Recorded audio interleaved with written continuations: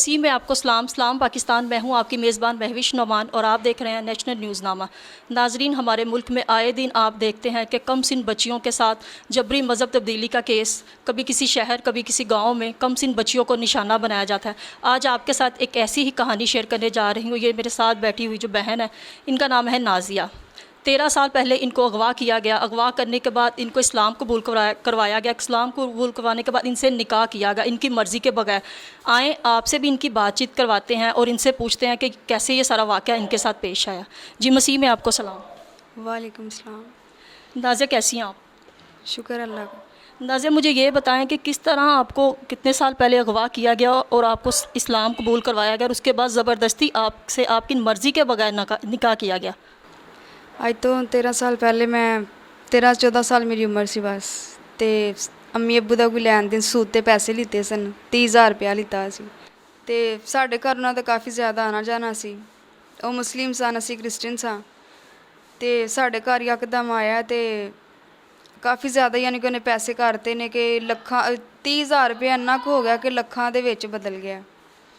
उनकी वजह नाल आया साढ़े घर आके सुबह के टाइम मेरे नाल बदतमीजी करना शुरू कर दी, यानी कि मेरी इज्जत ख़राब करना चाहता सी।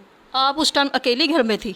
हाँ जी, मैं बिल्कुल कल्ली सा। अम्मी अब्बू काम ते गए सन ते आके मेरे नाल बदतमीजी करना शुरू करती कि मैनू तू मामू ना क्या कर, मेरे नाल प्यार करया कर, मैं तेनू पसंद करना। कहंदा तू छोटी जी सा, जदों दा तेनू पसंद करना तेरे जवान होने इंतज़ार कर रहा सा। ते मैं कहा तू की गल्लां करन लग पिया, तू मेरे प्यो वां बजाए, असीं तेनू मामू नहीं सी तेनू प्यो समझने। कहंदा नहीं, मैं तेनू धी नहीं समझदा, मैं तेनू पसंद करना, यानी कि गलत गल्लां करन लग पिया। मैं उन्हें कहा अच्छा मैं एक मिनट बाहर हो के आ रही हाँ। मैं फिर थल्ले चली गई अपने ताए घर। उन्होंने मैं जाके सारी गल दसी। मैं क्या मेरे नाल शकील गल कर रहा है, तुसीं उहनूं मना करो। फिर शाम के टाइम जो सारे वड्डे घर इकट्ठे होए ने तो उन्होंने गल की तो उन्होंने कहा तू तेन शर्म नहीं आई गल करन लग्या। उनकी वजह नाल काफ़ी ज़्यादा उन्हें मेरे नाल बदतमीजी की, हथ चुकन तक गया।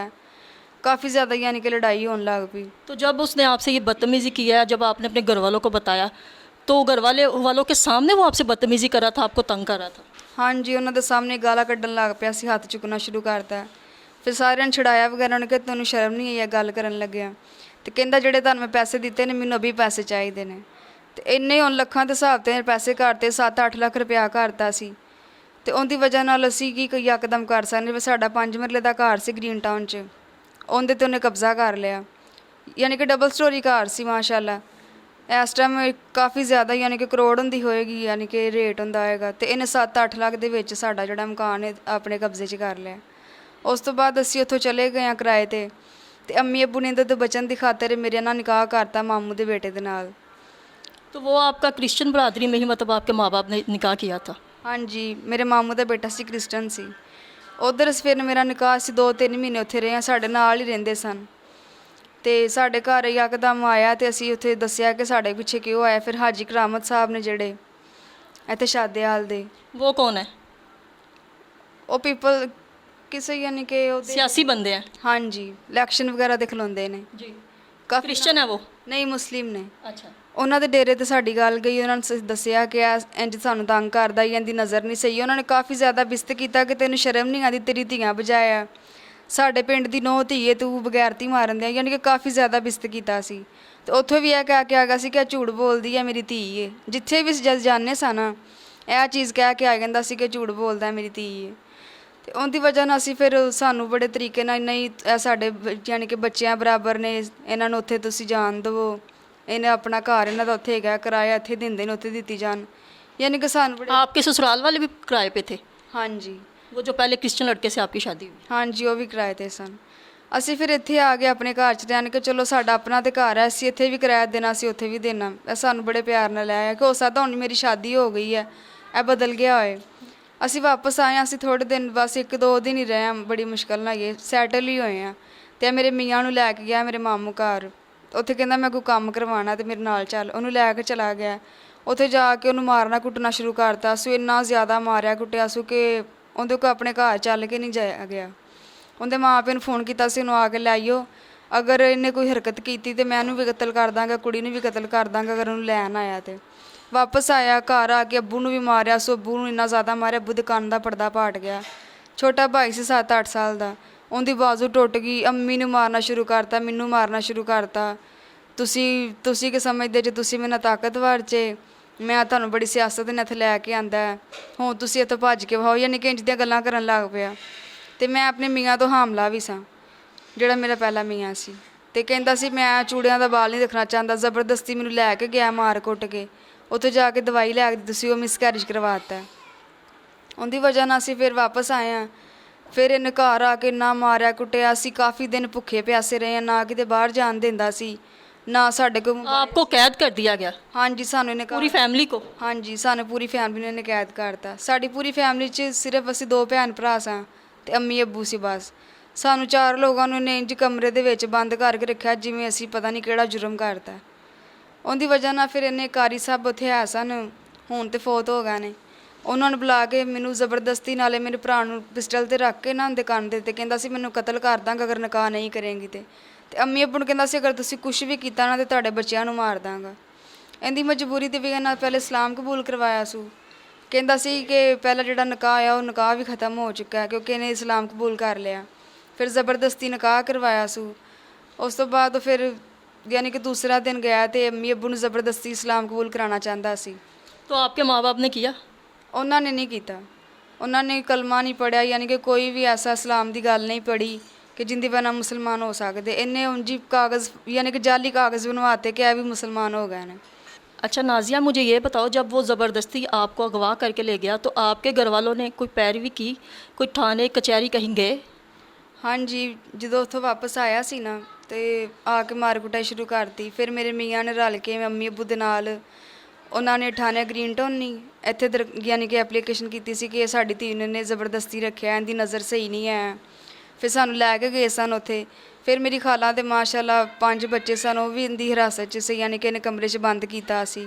ਮੇਰਾ ਛੋਟਾ ਭਾਈ ਸੀ, ਮੇਰਾ ਖਾਲੂ ਸੀ, ਮਾਮੂ ਸੀ, ਉਹ ਵੀ ਆਏ ਸਨ। ਤੇ ਉਹ ਕਿਸ ਤਰ੍ਹਾਂ, ਮਤਲਬ ਤੁਸੀਂ ਤੇ ਇਕੱਲੇ ਸੀ ਉਹਨਾਂ ਦੇ ਉੱਥੇ ਗਏ ਨੇ, ਤੇ ਫਿਰ ਉਸ ਤੋਂ ਬਾਅਦ ਉਹਨਾਂ ਨੂੰ ਕਿਸ ਤਰ੍ਹਾਂ ਕੈਦ ਕੀਤਾ? ਇਹ ਉਹਨਾਂ ਨੂੰ ਉਹ ਵੈਸੇ ਹੀ ਆਏ ਸਨ ਮਿਲਣ ਲਈ। ਇਹਨੇ ਜਦੋਂ ਮੇਰੇ ਮੀਆਂ ਨੂੰ ਮਾਰਿਆ ਮੁਰਿਆ ਨਾ ਤੇ ਮੇਰੇ ਜਿਹੜੇ ਮਾਮੂ ਦੇ ਘਰ ਗਿਆ ਸੀ ਨਾ ਉਹਦੇ ਨਾਲ ਹੀ ਉਹ ਵੈਸੇ ਹੀ ਆਏ ਸਨ ਮਿਲਣ ਵਾਸਤੇ। ਤੇ ਉਹਨਾਂ ਦੇ ਸਾਹਮਣੇ ਇਹਨੇ ਮਾਰ ਕੁਟਾਈ ਵਗੈਰਾ ਕੀਤੀ ਹੈ ਤੇ ਉਹਨਾਂ ਨੇ ਵੀ ਸਾਡਾ ਕੋਈ ਸਾਥ ਨਹੀਂ ਦਿੱਤਾ। ਇਹਨਾਂ ਨੇ ਉਹਨਾਂ ਨੂੰ ਵੀ ਇੱਥੇ ਰੱਖ ਲਿਆ ਤਾਂ ਕਿ ਇਹ ਵੀ ਬਾਹਰ ਜਾ ਕੇ ਕੁਝ ਕਰ ਨਾ ਦੇਣ। ਤੇ ਉਸੇ ਦਿਨ ਹੀ ਰਾਤ ਜਿਹੜਾ ਪੁਲਿਸ ਆ ਗਈ ਹੈ ਤੇ ਅੰਮੀ ਮੇਰੇ ਜਿਹੜੇ ਮੀਆਂ ਸਨ ਅੰਮੀ ਰਨ ਨਾਲ ਗੱਲ ਕੀਤੀ ਕਿ ਅਸੀਂ ਪੁਲਿਸ ਲੈ ਕੇ ਆਣੀ, ਇਹਨੇ ਕਿਸ ਯਾਨੀ ਕਿ ਵਜ੍ਹਾ ਨਾਲ ਇੱਥੇ ਰੱਖਿਆ ਇਹਨਾਂ ਨੂੰ ਜ਼ਬਰਦਸਤੀ। ਉਹ ਗ੍ਰੀਨ ਟਾਊਨ ਥਾਣੇ ਵਾਲੀ ਪੁਲਿਸ ਆਈ, ਉੱਥੇ ਅਸੀਂ ਗਏ ਹਾਂ ਤੇ ਇਹਨੇ ਮੈਨੂੰ ਕਿਹਾ ਇੰਜ ਮੌਜ਼ਰ ਇੰਜ ਆਪਣੀ ਕਮੀਜ਼ ਉਠਾ ਕੇ ਇਹਨੇ ਕਿਹਾ ਕਿ ਮੈਂ ਅਗਰ ਮੇਰਾ ਸਾਥ ਨਹੀਂ ਨਾ ਦੇਂਗੀ ਤੇ ਮੈਂ ਇਹਨਾਂ ਨੂੰ ਕਤਲ ਕਰਵਾ ਦਾਂਗਾ। ਤੁਹਾਡੇ ਜਿਹੜੇ ਉੱਥੇ ਰਿਸ਼ਤੇਦਾਰ ਬੈਠੇ ਨੇ, ਤੇਰੇ ਮੇਰਾ ਮਾਮੂ ਸੀ, ਖਾਲੂ ਸੀ, ਉਹਦੇ ਬੱਚੇ ਸਨ, ਇਹਨਾਂ ਨੇ ਬਾਹਰੋਂ ਤਾਲਾ ਲਾ। आपको डराया धमकाया गया? ਹਾਂਜੀ, ਇਹਨੇ ਮੈਨੂੰ ਕਿਹਾ ਸੀ ਅਗਰ ਮੇਰਾ ਇੱਥੇ ਮੈਨੂੰ ਬਿਸਤ ਕਰਾ ਦੇਂਗੀ ਨਾ ਤੇ ਮੈਂ ਇਹਨਾਂ ਨੂੰ ਕਤਲ ਕਰ ਦਾਂਗਾ ਤੇ ਸਾਰਿਆਂ ਨੂੰ ਮਾਰ ਕੇ ਬਾਹਰ ਕੱਢਾਂਗਾ, ਜ਼ਿੰਦਾ ਨਹੀਂ ਕੱਢਾਂਗਾ ਤੇ ਮੈਂ ਇੱਥੇ ਬਿਸਤ ਨਹੀਂ ਹੋਣਾ ਚਾਹੀਦਾ। ਵਾਂ ਬਜਾਇਆ ਅੱਜ ਤੱਕ ਇਹਨੇ ਮੇਰੇ ਨਾਲ ਕੋਈ ਐਸੀ ਗਲਤ ਹਰਕਤ ਨਹੀਂ ਕੀਤੀ। ਉਹਦੀ ਵਜ੍ਹਾ ਨਾਲ ਮੇਰੇ ਸਸੁਰਾਲ ਵਾਲੀ ਨਾਰਾਜ਼ ਹੋ ਗਏ, ਅੰਮੀ ਅੱਬੂ ਵੀ ਨਾਰਾਜ਼ ਹੋ ਗਏ ਤੇ ਮੈਂ ਫਿਰ ਆਪਣੀ ਖਾਲਾ ਦੇ ਨਾਲ ਯਾਨੀ ਕਿ ਘਰ ਆ ਕੇ ਰਹੀ ਹਾਂ। ਖਾਲਾ ਉਹ ਵਾਲੀ ਜਿਹੜੀ ਤੁਹਾਡੀ ਸੱਸ ਵੀ ਸੀ? ਨਹੀਂ, ਮੇਰੀ ਛੋਟੀ ਖਾਲਾ ਹੈ, ਮੇਰੀ ਸਕੀ ਖਾਲਾ ਹੈ। ਤੇ ਫਿਰ ਮਾਮੂ ਵੀ ਘਰ ਚਲੇ ਗਏ ਕਿਉਂਕਿ ਮਾਮੂ ਨਾਲ ਵੀ ਇਹਨੇ ਬੜੀ ਬਦਤਮੀਜ਼ੀ ਕੀਤੀ। ਫਿਰ ਖਾਲਾ ਮੈਨੂੰ ਆਪਣੇ ਘਰ ਲੈ ਕੇ ਚਲੀ ਗਈ। ਖਾਲਾ ਕਹਿੰਦੀ ਕਿ ਮੈਂ ਤੈਨੂੰ ਇਸ ਹਾਲਾਤ 'ਚ ਇੱਥੇ ਨਹੀਂ ਛੱਡ ਕੇ ਜਾ ਸਕਦੀ।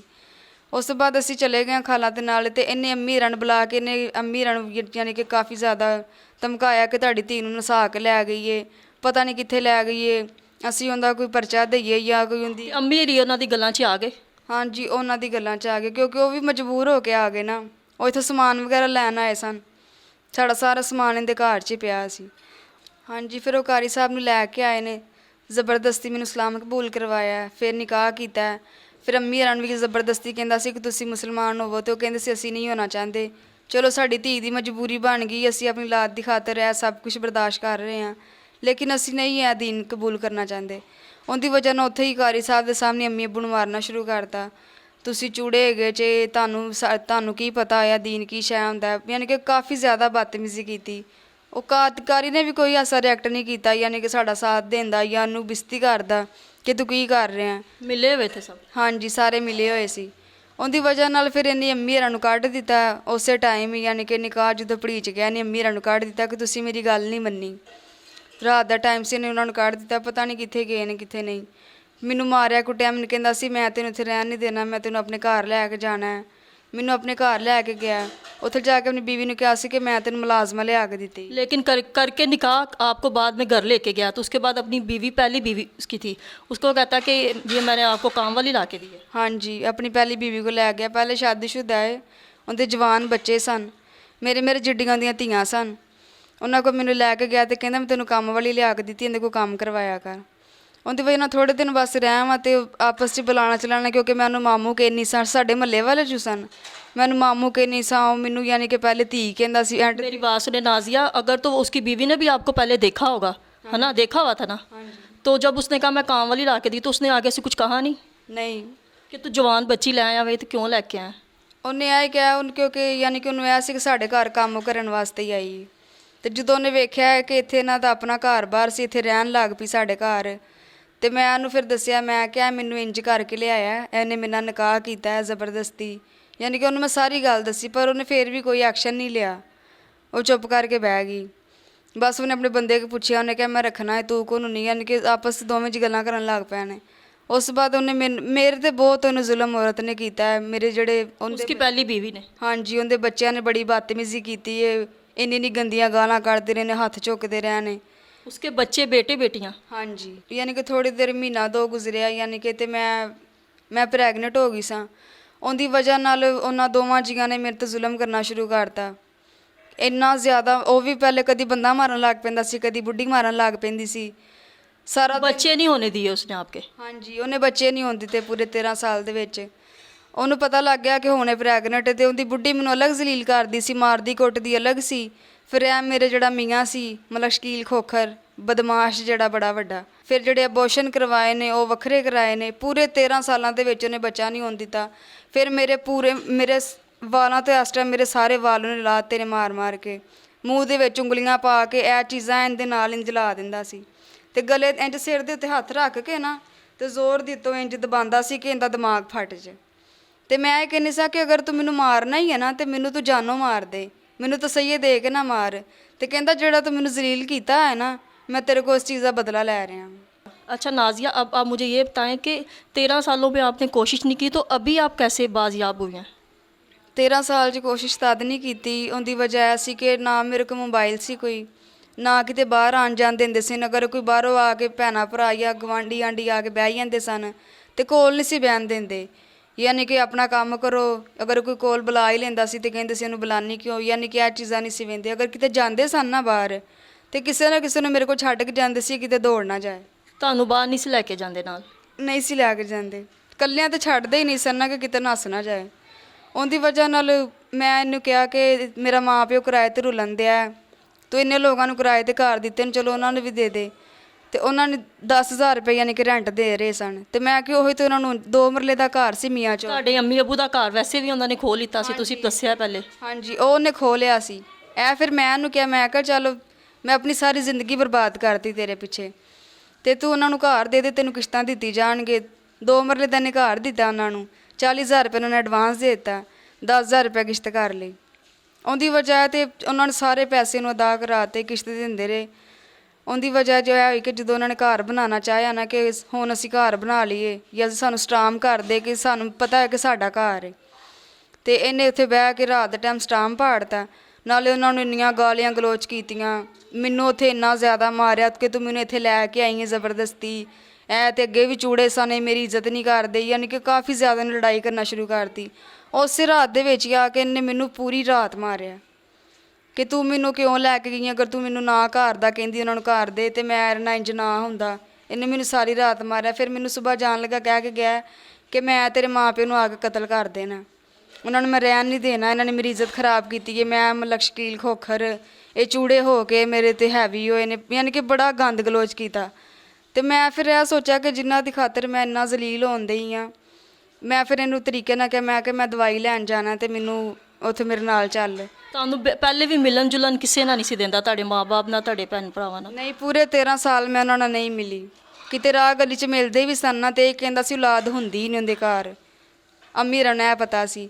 ਤੇ ਦੂਸਰੀ ਗੱਲ ਹੈ, ਉਹਨਾਂ ਨੂੰ ਕਹਿੰਦਾ ਸੀ ਬੜੀ ਖੁਸ਼ ਹੈ ਉਹ, ਬੜੀ ਯਾਨੀ ਕਿ ਖੁਸ਼ਕਿਸਮਤ ਹੈ, ਮੇਰੇ ਘਰ ਚਲੀ ਗਈ। ਉਹਨਾਂ ਨੂੰ ਤਸੱਲੀਆਂ ਝੂਠੀਆਂ ਦਿੰਦਾ ਸੀ। ਪਹਿਲੇ ਹੀ ਪੁੱਛ ਰਹੀ ਸੀ, ਯਾਨੀ ਕਿ ਤੁਹਾਡੀ ਅੰਮੀ ਅੱਬੂ ਨੇ ਕੀਤੀ, ਕਿਸੇ ਨੇ ਤੁਹਾਡੀ ਗੱਲ ਨਹੀਂ ਸੁਣੀ ਜਦੋਂ ਤੁਹਾਡੇ ਨਾਲ ਇੰਨਾ ਜ਼ੁਲਮ ਹੋ ਰਿਹਾ ਸੀ? ਨਹੀਂ ਮੈਮ, ਮਿਲਣ ਹੀ ਨਹੀਂ ਸੀ ਦਿੰਦਾ, ਕਿਉਂਕਿ ਅਗਰ ਕੋਈ ਮਿਲਦਾ ਤਾਂ ਉਹਨਾਂ ਨੂੰ ਪਤਾ ਲੱਗਦਾ ਨਾ ਸਾਡੀ ਧੀ ਨਾਲ ਕੀ ਸਲੂਕ ਹੋ ਰਿਹਾ।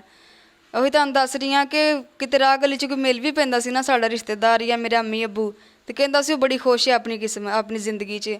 ਰਹੀ ਗੱਲ ਔਲਾਦ ਦੀ, ਔਲਾਦ ਅੱਲਾ ਦੇ ਨਹੀਂ ਰਿਹਾ, ਤੇ ਉਹਦੀ ਵਜ੍ਹਾ ਨਾਲ ਮੈਂ ਉਹਨੂੰ ਕਿਹਾ ਕਿ ਮੈਂ ਦਵਾਈ ਲੈਣ ਜਾਣਾ ਹੈ ਤੇ ਮੈਂ ਡਰਿਪ ਲਵਾਉਣੀ, ਤੇ ਮੈਂ ਅੰਮੀ ਘਰ ਡਰਿਪ ਲਵਾ ਲਾਂਗੀ।